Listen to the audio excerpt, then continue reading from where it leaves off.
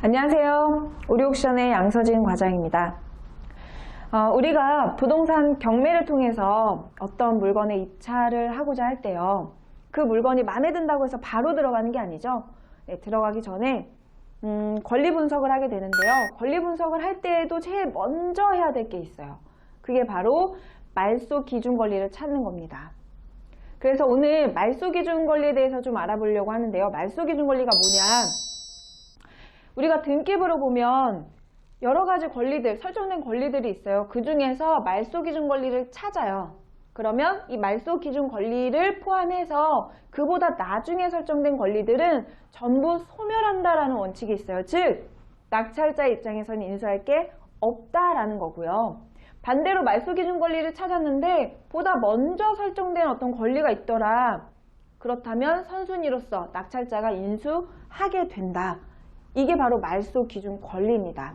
즉, 낙찰자의 입장에서 내가 인수할 게 생기는지 아니면 전부 소멸해서 깨끗한 등기 권리증을 갖게 되는지 그 여부를 판단하기 위해서 우리가 말소 기준 권리를 찾는 건데요. 그럼 어떤 종류가 있는지를 알아야 우리가 찾을 수 있겠죠? 말소 기준 권리.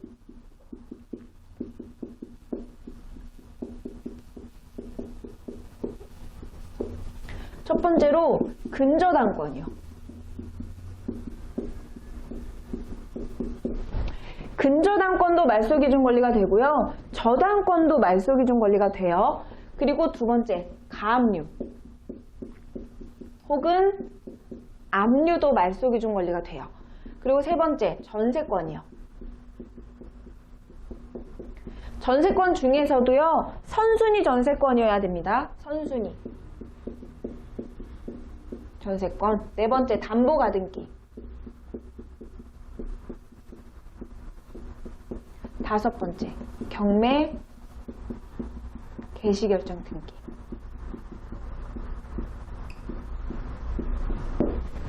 이 5가지, 정확히는 7가지예요. 근저당권, 저당권, 가압류, 압류. 그래서 근, 저, 가, 압, 전, 담, 경. 이렇게는 반드시 외워두세요. 이건 반드시 외워두셔야 돼요. 그래야 말소 기준 권리를 찾죠, 우리가. 여기서 하나만 조금 더 들어가야 될 필요가 있을 것 같은데요. 3번을 빼고 나머지 지금 1, 2, 4, 5번에 해당되는 건요. 공통점이 있어요. 우리가 이제 돈, 금전을 받기 위해서 설정해 놓는 등기들인데요. 전세권은 2가지의 권능을 가지고 있어요. 2가지. 하나는 우리가 일정 보증금 있죠? 보증금을 임대인한테 주고 내가 이 기간 동안 내 소유인 것처럼, 내가 소유자인 것처럼 내가 사용을 하겠습니다. 라는 사용 수익 목적의 권능이 있고요. 그리고 두 번째 권능, 보증금 줬잖아요. 근데 이제 돌려받아야 되는데 임대인이 보증금을 안 줘요. 그러면 이제 보증금을 돌려줘. 근데 임대인이 지금 미안해, 돈을 줄 수가 없다. 내 돈이 없어. 이럴 경우에 이 전세권자가요, 이제 더 이상 사용 수익 목적이 아니라, 그래? 그러면 난 돈을 받아야 되니까 내가 경매 신청을 해야 되겠다. 경매 신청을 내가 해야 되겠다. 혹은 이미 경매로 진행이 되고 있다. 그래? 그럼 나도 돈을 받아야지. 배당 요구 신청. 즉, 전세권이 2가지의 목적이 있는데 사용 수익 목적이 아니라 어떤 권능을 사용했을 때 경매 신청, 돈을 받고자 하는 목적으로 경매 신청을 하거나 배당 요구를 한 때, 이때에만 말소 기준 권리가 된다라는 것까지는 아셔야 됩니다. 자, 그러면 예를 한번 들어볼게요. 말소 기준 권리. 어떤 등기부를 봤더니 16년 1월 10일 근저당권 설정돼 있다. 그리고 16년 2월 10 또 근저당권. 16년 3월 10일 날 가압류가 돼 있네.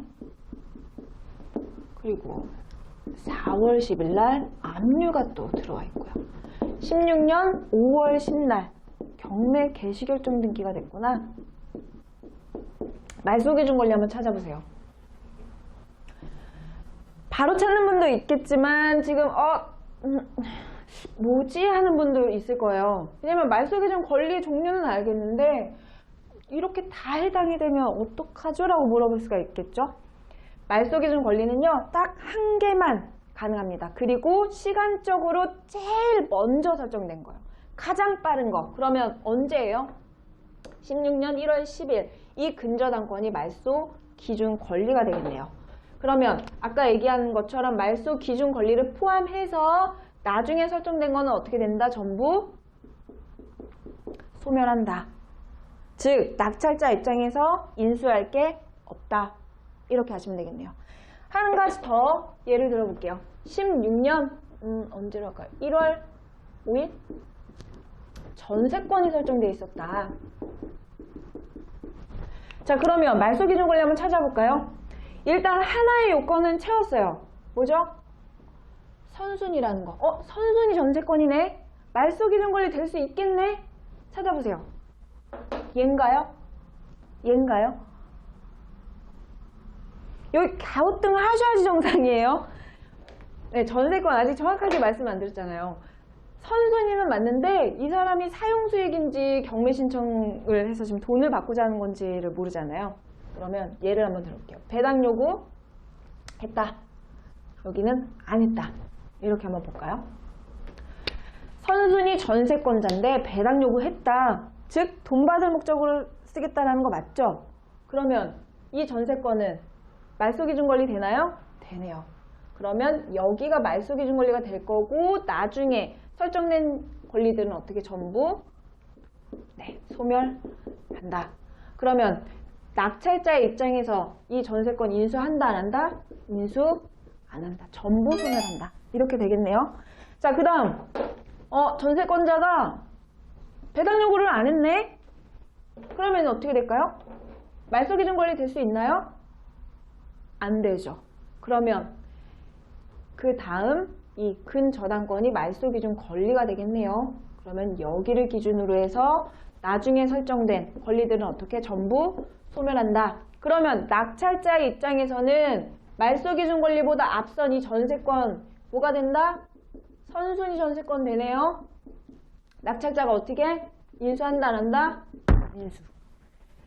즉 낙찰받고 이 전세권자의 보증금은 낙찰자가 인수하게 된다. 이렇게 되겠네요. 그쵸? 네, 말소기준 권리는 이렇게 기본적으로 찾는 방법을 배워봤고요. 하나만 더 해볼게요. 그렇다면 잠깐만 여기 이거는 그냥 두고 만약에 내가 들어가고자 하는 물건에 임차인이 있더라. 그러면 이 임차인이 낙찰자인 나의 입장에서 봤을 때 이 사람 대항력이 있는지 없는지 중요할 거 아니에요. 대항력이 있다라는 말은 선순위일 거고. 그죠? 그러면 그 사람 보증금도 내가 인수를 해야 될 것이고. 그러면 임차인의 대항력까지 우리가 한번 볼게요. 임차인 대항력이 있는지 없는지. 보통 임차인의 대항력에 관한 임대차에 관한 거는 우리가 주택임대차보호법에서 규정을 하고 있는데 이 임차인 대항력에 관한 거는요. 주택임대차보호법 제3조에서 규정을 하고 있어요. 임대차는 등기가 없는 경우에도 임차인이 주택의 인도와 주민등록을 마친 때 그 다음날부터 효력이 생긴다라고 규정을 해두고 있거든요. 즉 임차인의 대항력을 가지기 위해서는 요건이 필요해요. 주택의 인도, 점유해야 된다는 거예요. 인도 받고 주민등록 이전.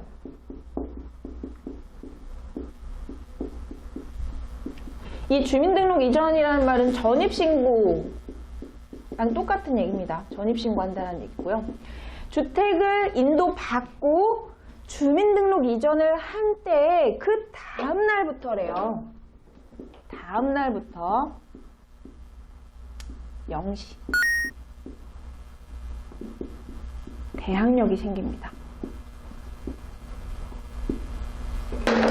그러면 우리가 등기부를 봤더니 이렇게 돼 있었다고 볼게요. 그리고 이 임차인이 있는데 과연 대항력이 있는지 없는지. 만약에 A가 1월 5일 날 주택 인도를 받고 전입신고를 했대요. 1월 5일이래요. 일단 순서로 보면 어디예요? 1월 5일이니까 네, 1월 10일보다 빠른 여기 맞네요. 그죠? 선순위네요. 근데 대학력은 언제 생기죠? 1월 5일날 전입신고 했지만 다음 날이니까 1월 6일부터 대학력 생기겠네요. 그죠? 어쨌든 1월 10 말소기준 권리인 1월 10날보다는 빠르니까 이 사람 선순위인가요? 그러네요. 선순위 맞고요. 대학력 있고요. 만약에 이 물건 낙찰받았다. 낙찰자가 이 임차인의 보증금 인수한다. 이렇게 보시면 되겠네요. 그러면 또 하나 1월 10날 주민등록 인도받고 전입신고까지 했다. 그리고 사용 중이다. 1월 10일 보니까 근저당권 날짜랑 똑같아요. 근데 경매 정보지를 봤더니 대학력이 있대요. 그리고 인수한다라고 적혀 있어요. 선순위가 있네. 어떡하지? 자, 여기서 한번 조금 더 볼까요? 일단 날짜가 똑같아요. 그죠? 근데 이 사람 대학력 언제 생겨요? 1월 11일 0시부터 생기겠네요. 대학력 있나요? 말소 기준 권리보다 늦죠. 대학력 없다. 선순위다, 후순위다? 후순위다.